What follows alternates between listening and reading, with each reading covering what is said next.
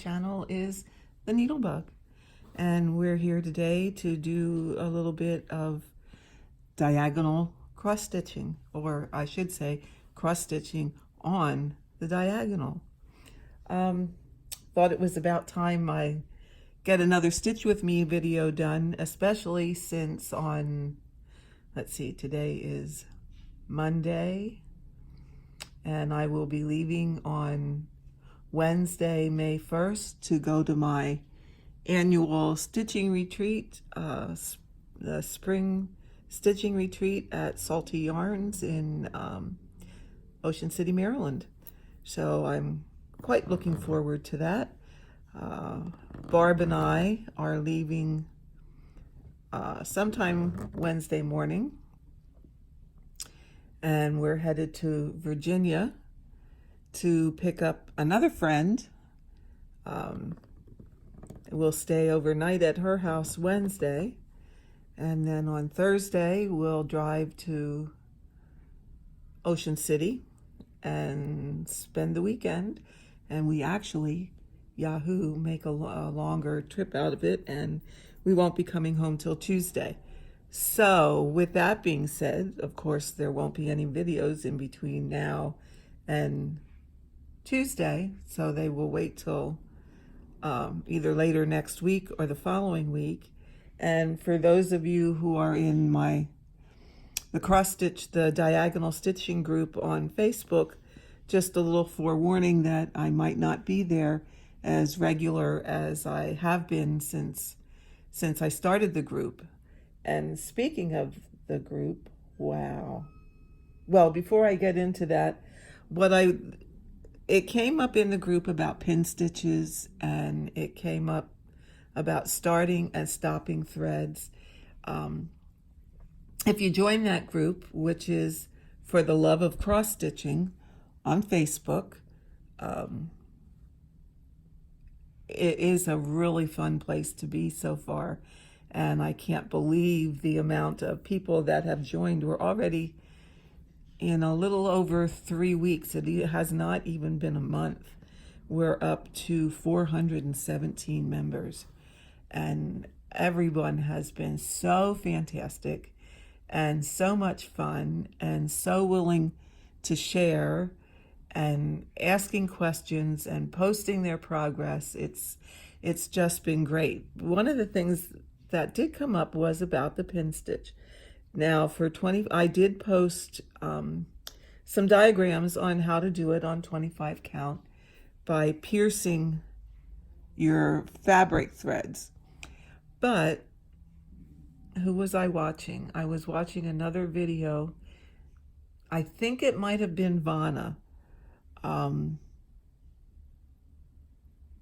how she ends a pin stitch. And I honestly do not remember where I saw this way of starting a pin stitch. It might have been one of the Russian cross stitchers.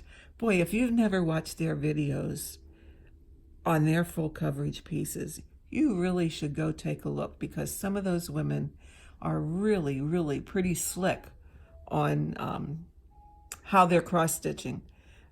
It's not always on the diagonal, but their work is just absolutely beautiful. I can't understand a word they're saying, but I sure do enjoy watching their Stitch With Me videos. And that might have been where I saw this. So I wanted to start this video off with showing you how to do that, and or how I've observed someone doing that, and it just so happens I need to start a thread right away. And then when I have to end a thread, I'll show you Vanna's way of ending. And I've been using this technique now for all of this diagonal, and you can't see it in the picture, but this diagonal here. So I can't tell where I've done it. So for me, that's a good sign. But what I've done now is I go down in the top right corner. And I think I'm zoomed in as far as I can get. So I go down in the top right corner and leave a tail. Come up in the top left corner. Okay, there we go. Come up in the top left corner. Now don't pull that tail, don't pull that tail through. I hold the tail down with my finger, go back down in the top right corner, okay? And when you're holding the tail, give it a tug, okay? And it all but disappears. Come up in your bottom left corner, go down again in your top right corner, and then I just stick my needle in the bottom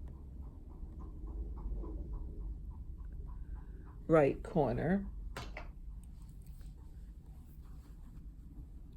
grab the tail and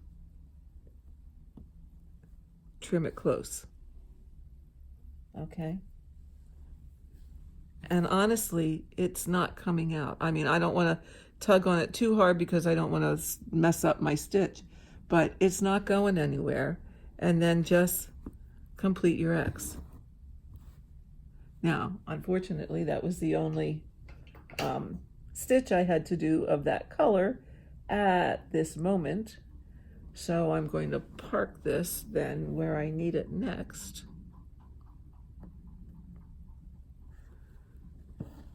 Okay, there we go. Now, pardon me. Oh, I gotta change the color here. Let's go green. Okay. Just so happens my next stitch is also a thread that I need to start. So I'll show that to you again of how I did that. So once again, it's go down in your top right corner, come up in your top left corner,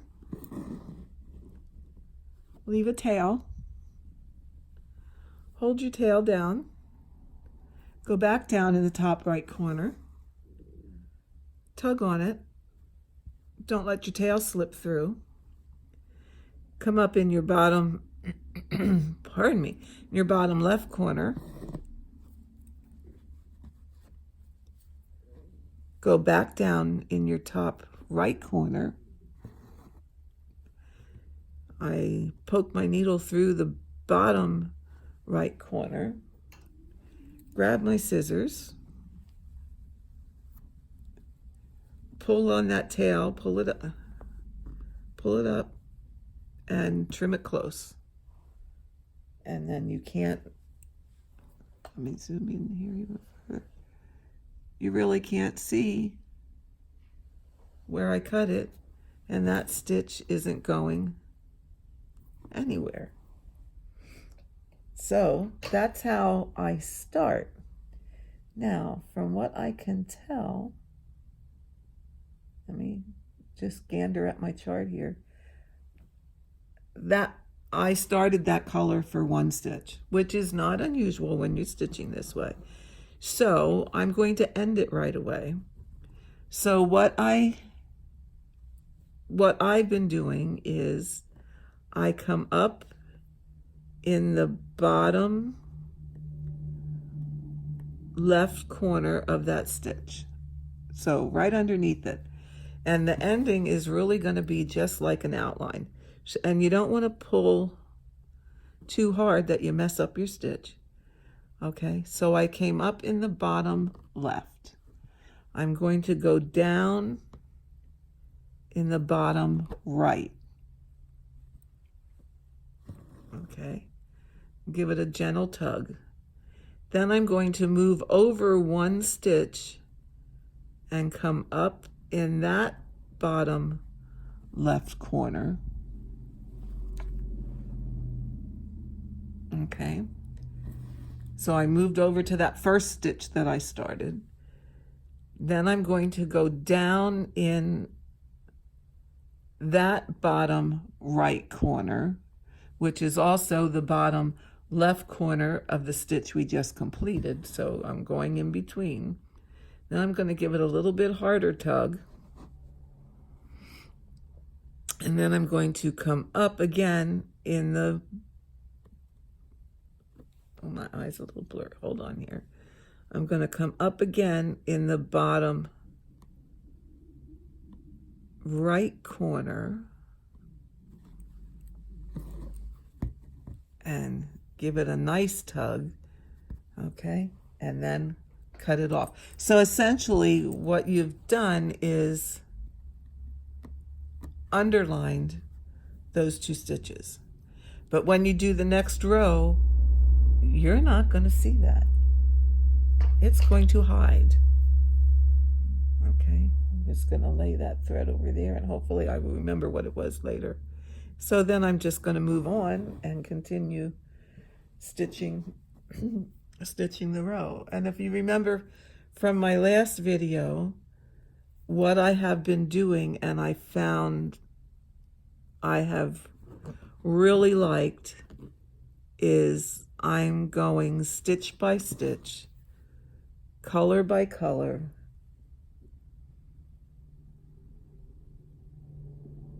and just zigzagging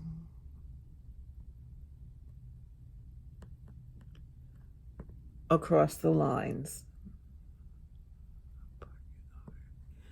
Okay, so yes, it is a little bit slower. I'm not going to deny that. However, as a lot of people have said in the group, and this has been one of the most common comments from people who are either just trying diagonal stitching or who have been doing it for a while. But the general consensus of opinion is, even though it may take a little longer, which I'm not going to deny, it probably does. In the long run,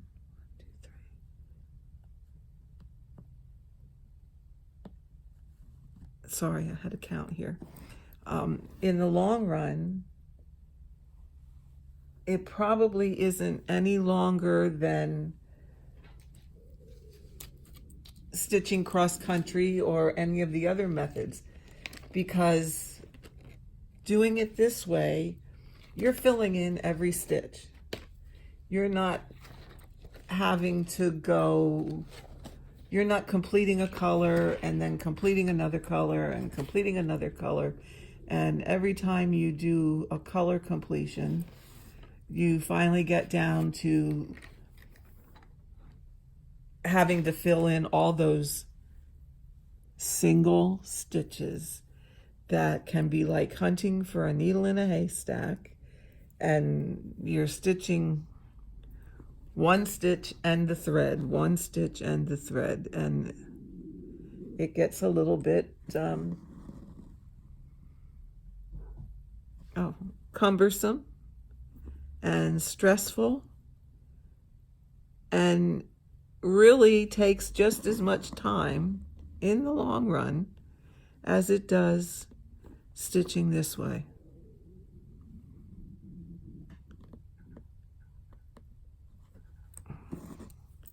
At least that's been the consensus in the group, and that's been my opinion. And it seems slow, really slow here right now, because I just happen to be in a very high confetti area. And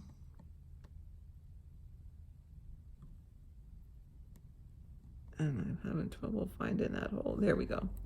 A very high confetti area with a lot of color changes and a lot of one-stitch wonders. Oh, what can I say? But you get to see the reality of of what is.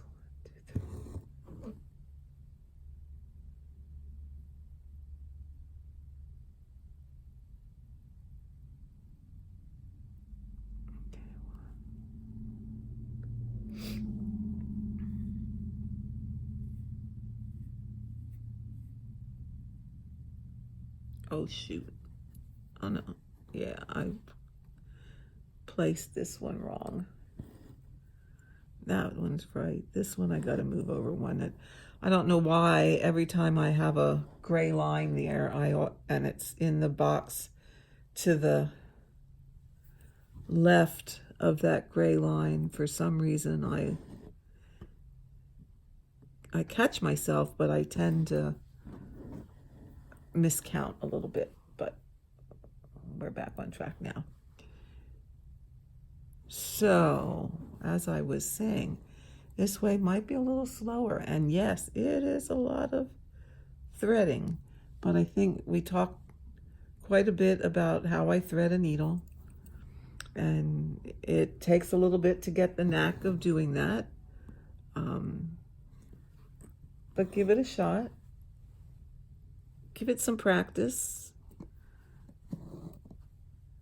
And hopefully you'll be able to do it. If not, keep a needle threader handy, and it only takes a second with a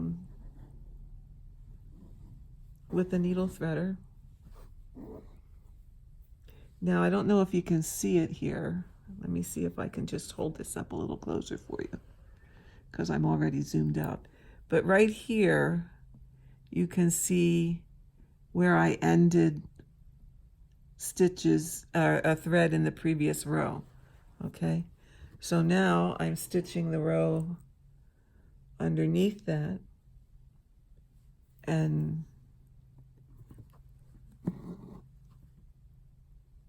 I'm gonna, okay.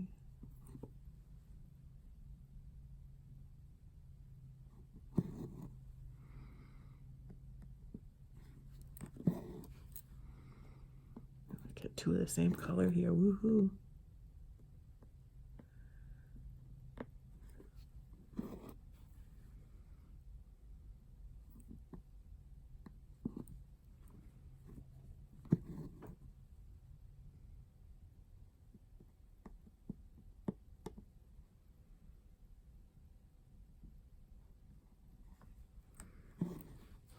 Okay.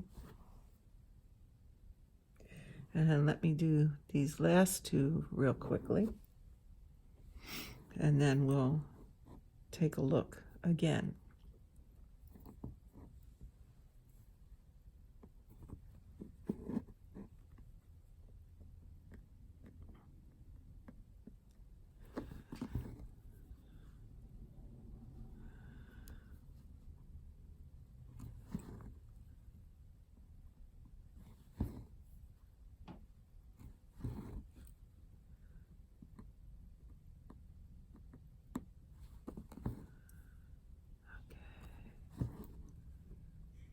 Put that here. Okay, now let me get you up close again. You can see that it totally disappears. Unless you're going to look really, really close, you're not going to see that. So I have really enjoyed this method of starting and stopping my threads.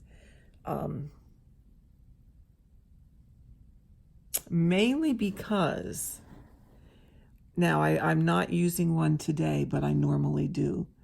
If you're using a ballpoint needle, one of the Easy Guide needles, or I did see there's another name for them, Stitchy Pop needle, you can't split your fabric threads with that because it's a round ball on the end of the needle, and it's made to specifically slip between threads so that you don't split fabric threads. So I really enjoy those needles. for some reason I didn't grab one today. Normally I do stitch with them. But when you're using one of them, using this method of starting and stopping your thread is just a whole lot easier. You don't have to switch needles to start your thread or stop your thread.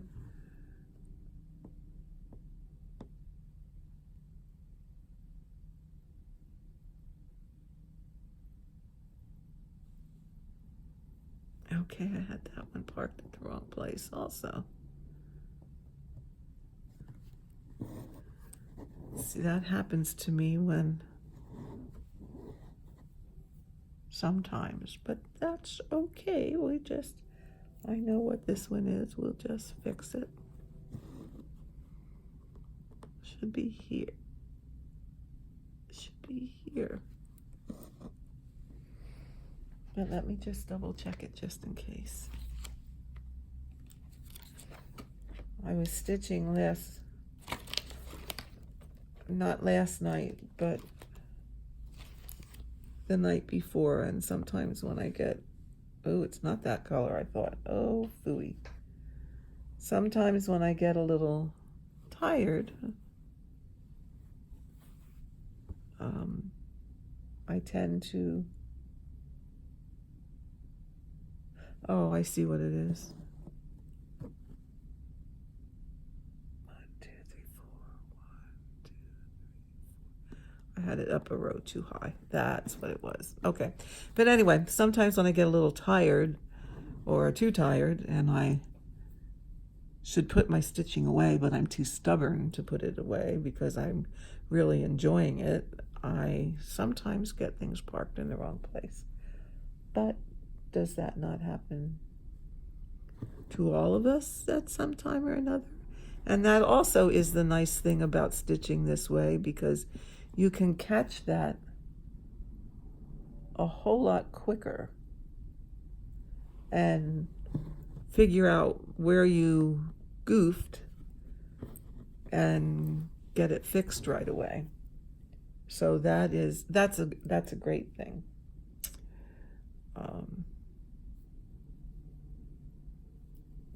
So that's how I start and stop these days. And just like everybody else, what I do and how I stitch is always evolving. Like a lot of people, and this has been another common remark in the group, is some people have tried diagonal stitching, and I did the same thing, and then they get a little antsy, and I am the first to admit I did the same thing, as you saw on this one in previous videos and previous posts on Facebook, where I went back to cross country and I lost my way doing cross country. It was like, where am I? Did I make a mistake? Is this wrong? Oh gosh, I have to fill in all these isolated stitches, which is a real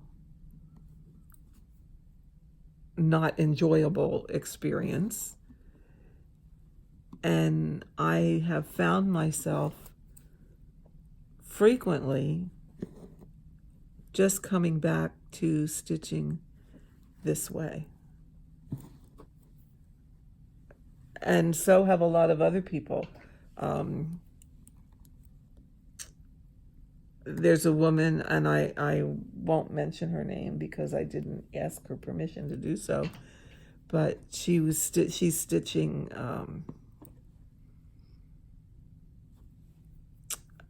the Animal Kingdom, Amy Stewart shelves, the Animal Kingdom, where it's 4 different shelves and it's just loaded with many animals. It's gorgeous, and I don't have the chart, so I don't really know, but from what I could assume, just by looking at the pictures, it is just loaded with confetti. And she started it on the diagonal, I believe, but then switched to cross country, and her last comment in the Facebook group is she's going back to diagonal stitching because she was just finding with that particular chart so many ninja stitches or isolated stitches to fill in of a color that stitching it on the diagonal was the way to go. And I've heard that, what did you do here, Karen? I've heard that more than once. I've heard that numerous times from people. So I would say give it a try, folks. You might like it. It might not be for you. It's a lot of threading and unthreading needles, as you see, and I'm a little slower than I normally am right now because I'm trying to do two things at once, talking and stitching and following my chart and counting and all of that good stuff while I'm talking to you guys. But to me, it's well worth the time and the effort that it takes to stitch this way. You don't have to go back and look for those odd stitches, because when I'm done with this diagonal, everything's going to be filled in. I don't have stitches to have to go back and look at. Now, of course, it takes a little bit of time now for me to find my next color.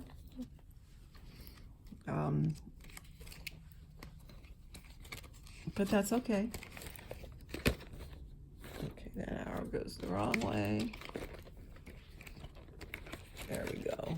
This arrow goes the right way. Oh, and there was a gal in the group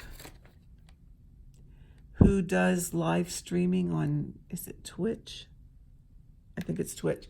And I watched one of her live streams, and as I was taking this thread off of here, it made me think of it. She lark heads her floss on cards just like I do. But what she was trying to do is use her fingers to find that one thread to pull it off. So this is for you, Erica. I wanted to tell you, don't use your fingers. It's too hard to get a hold of that thread. Take your needle, okay? And take the tip of your needle and just pick your thread up. Here, I'll go down here. This one you can see. Just pick that one thread up with the tip of your needle, and you can pull it out a whole lot easier than trying to fish it out with your fingers this way. Use your needle, pick it up, okay? So, hope that helps you. Just made me think of it as I was pulling my thread out, that's what I saw. So, hopefully I can continue to give you all some little tips and tricks and make your stitching easier. But like I said, in the group, many people have said that stitching this way does make dealing with all this confetti a whole lot easier. Sorry about that. One of these days I will learn to put this crazy phone on airplane mode or do not disturb or something so that phone calls don't cut me off. My apologies for that. You'd think I'd learn by now. So anyway, where were we? Okay.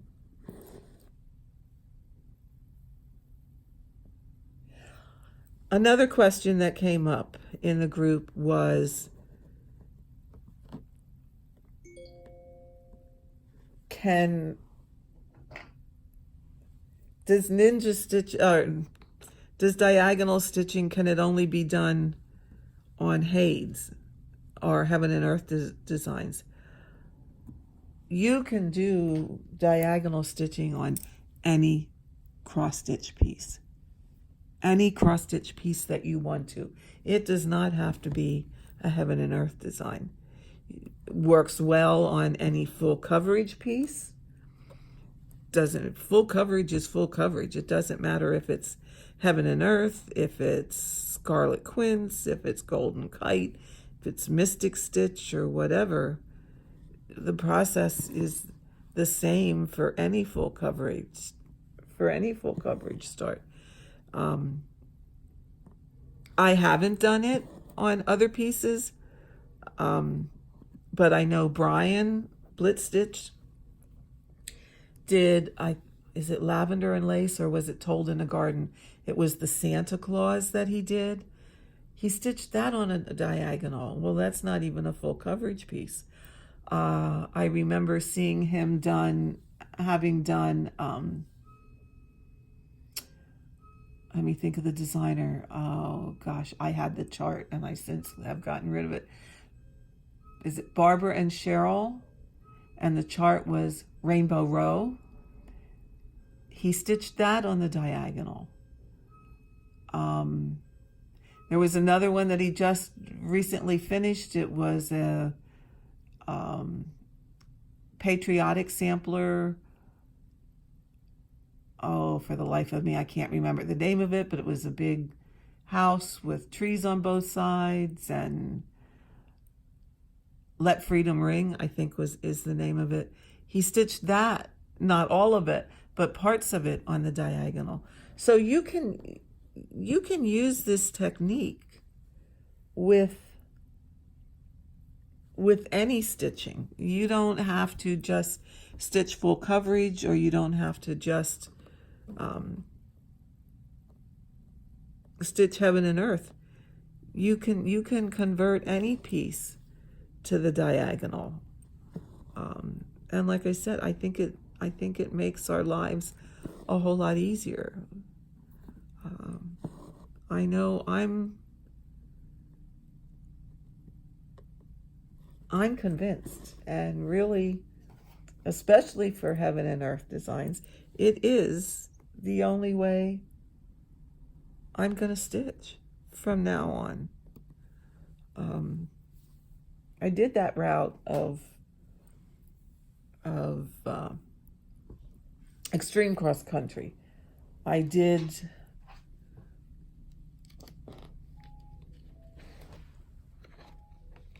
pardon me, I keep pausing because I'm looking at my cards here to now put a piece of floss away. I did extreme cross country. I did cross country by page. I did stitching in columns. I did stitching in columns with feathering. I think I've tried just about every technique out there. And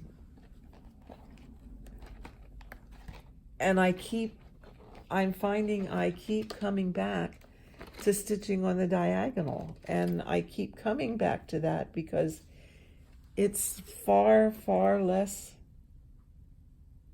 confusing. I always, always, always know where I'm at. I mean, I can put this chart down and come back to it in a month and know exactly where I stopped and where I need to start again.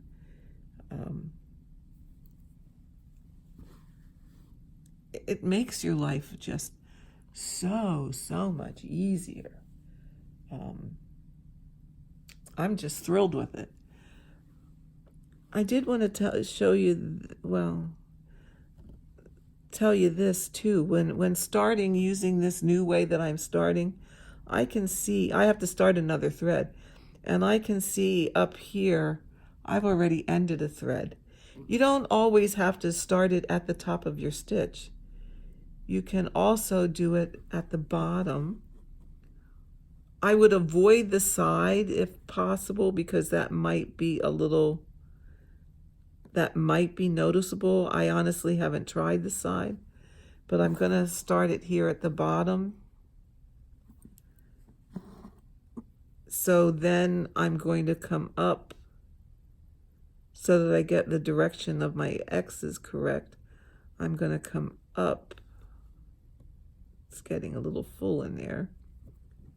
I don't like to come up in this corner where I already have stitches, but on the rare occasion I will do it. So I'm going to come up there and go back down here. And I'm actually then going to switch over here and come up. See, your stitches got a little full. Come up here again and go down. And then go back and cut it off. So you can vary it where you use that stitch to start, dependent upon what you already have going on in that area. And I don't want to go over there because it's dark. I'm going to try it here. Now I have to end this. Okay, I'm going to put this here. Sorry, I have to do this one too.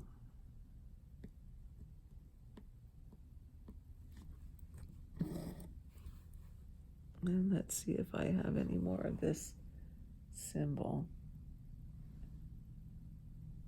Oh, this is the corner of a table. So this was like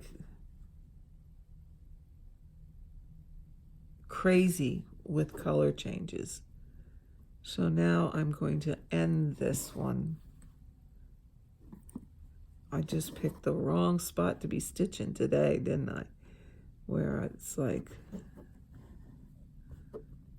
start a thread, end a thread, start a thread, end a thread. And actually I'm going to end this with a normal split your fabric thread pin stitch, just because I am running out of space. And that is your option at times to do that. And sometimes my threads are really hard to split. Ugh. So I'm just going to do it this way and do it twice, because I left a little bit for it to be stitched over. So as you see, there's many, many, many different ways to get the same end result. Okay. Well, I'm probably getting close to a half an hour here, but I did want to show you just one more thing. So I'm going to move my stitching out of the way, and I'm going to back you out a little bit. Okay, and get my light out of so we're not getting that glare. And I did want to show you, I think I'm zoomed all the way. Yeah, I did want to show you, I just saw it on the group that there is a way that you don't, now, when you're stitching diagonal, of course, it's really, really easy to count your stitches, because you just go, okay, she did 20 stitches, 10, 20. I changed my color. I know I did 20 stitches. Okay. But for those of you who want to, I don't know, a different way to count, okay? Because maybe you have gone over and picked up, say you had the isolated stitch over here and you've gone over and picked it up, or you've wandered out of the columns a little bit, so you don't necessarily want to have to sit and count every stitch.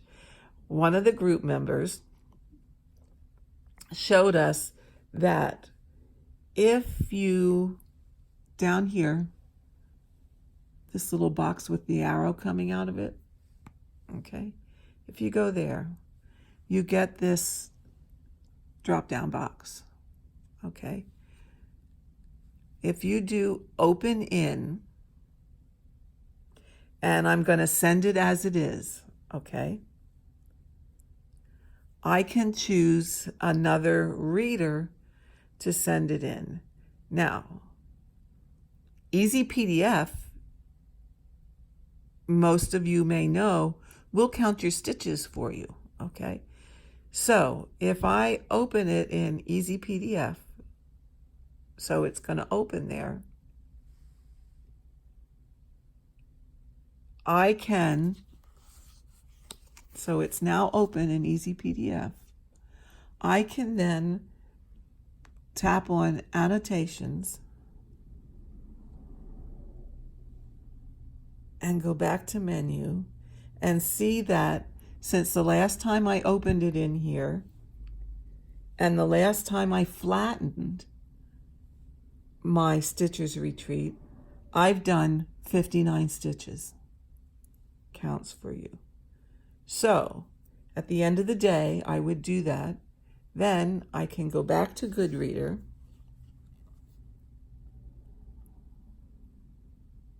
I can go back to that, okay? I can go back to this little box here. And if you look down the list, it's called, there's a, to flatten the copy. So I can just hit flatten.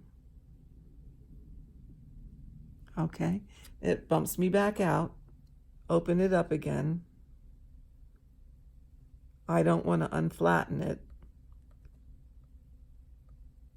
I can go, did I bookmark my, it's easier to go this way. I can go back to my page, okay? So then I'll stitch whatever else I stitched today, okay? Mark it in whatever color, whatever else I stitch. Go here, the little box, open in, send as is to Easy, oh, I don't want Easy PDF Expert. Go back to GoodReader. There we go. Open in, send as is to Easy PDF. It opens it up. I hit Annotations. There's nothing there because I already flattened it, okay? Go back to Menu and it's going to go to 0 because I already flattened it. So, but had I stitched 200 stitches, it would show 200 here. So it's a nice, easy way to count your stitches. For me, I personally prefer to use GoodReader as opposed to using Easy PDF. Just a personal preference. I find GoodReader is easier to mark because in GoodReader, all you have to do is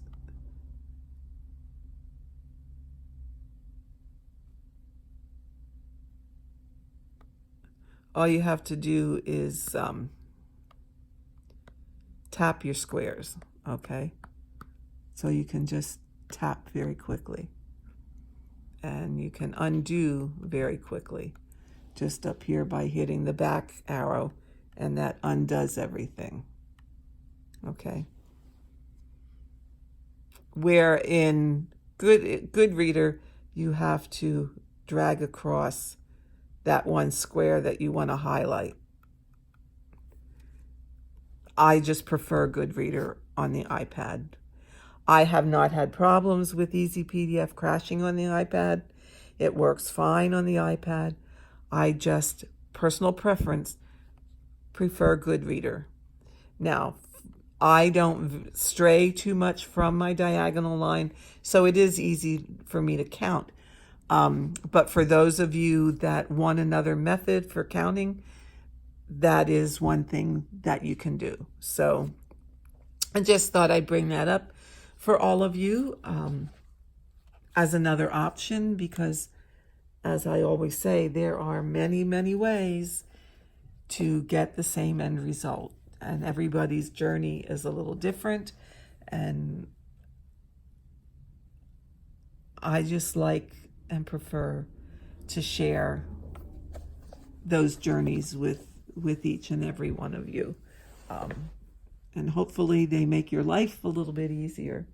So now that I have rambled on and on and on again, I'm going to end for today. But before I go, I want to thank you for visiting with me. If you're new, I'm so very glad that you stopped by and had a visit, and I look forward to you returning to visit again. For those of you who have been following my channel, thank you so much for putting up with my with my rambles and just being here. I just really appreciate it, and I do thank you so very much for the honor of being able to come in your home and sit and have a chat with you. So with that, my friends, I'm going to finish up some laundry today so that I can pack for my awesome trip to Salty Yarns and leave on Wednesday. So I will see you all when we get back. Oh, please join the Facebook group. It is a fun place to be. It's for the love of diagonal cross stitching, and you can find me there. I try to comment as frequently as I can. It's a fun place. It's a positive fit place. People are encouraging other people. It's just great. So stop by and give us a visit on there also. So once again, I bid you farewell. I'll see you after my trip. Have a great week and a great stitchy week. And thank you so much for inviting me into your home. And please stop by and have a chat again. So until next time, I'll say goodbye. Bye-bye.